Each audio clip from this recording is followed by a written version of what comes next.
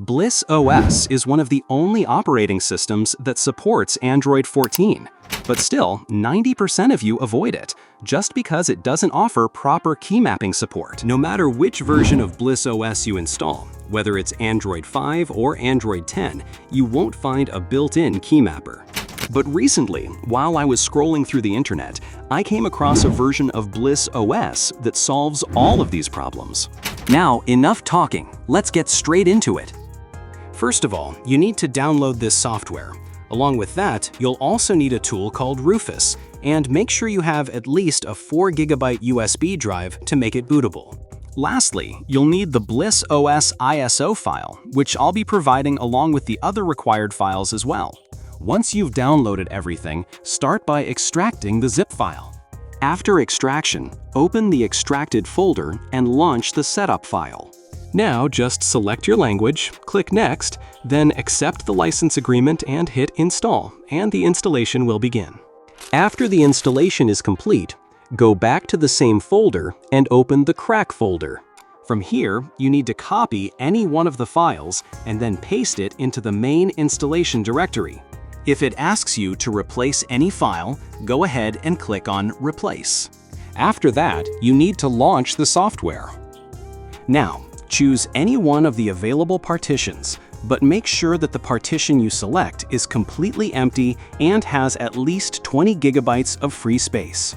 Then, right-click on the selected partition and choose the Format option. In the partition system settings, select ext4 as the file system, then click on Format, and your partition will be formatted. After this, you need to insert your USB drive and launch Rufus. Once Rufus opens, just drag and drop the ISO file into it and then click on the Start button. If Rufus asks to download any additional files, make sure you allow it. Otherwise, the process won't work properly.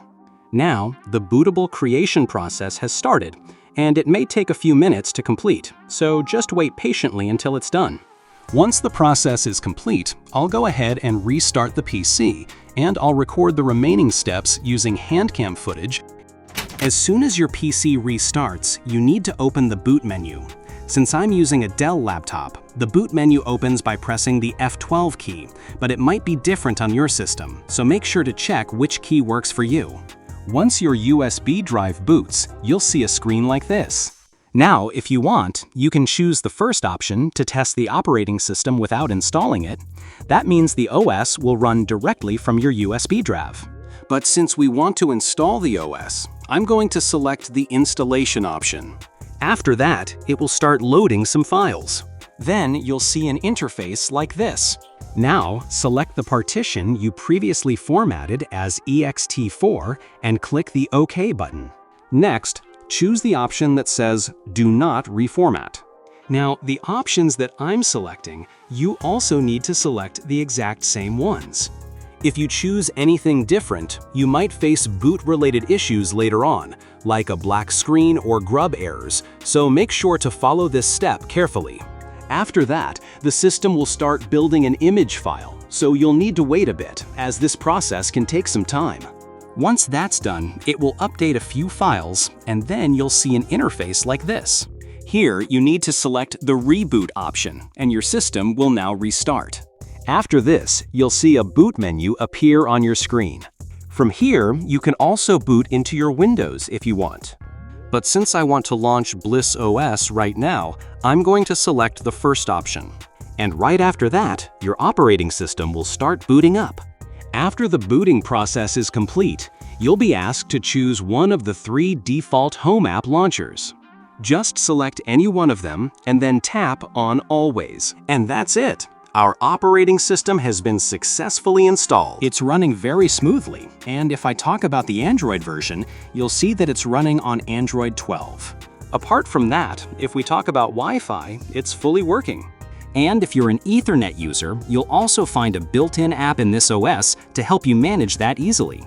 Along with this, the OS also gives you full support for the latest version of the Play Store. Not only that, this OS is also fully rooted, which means you'll get optimum performance in almost all games. Plus, since it's running Android 12, you'll be able to run a wide range of apps very smoothly and easily.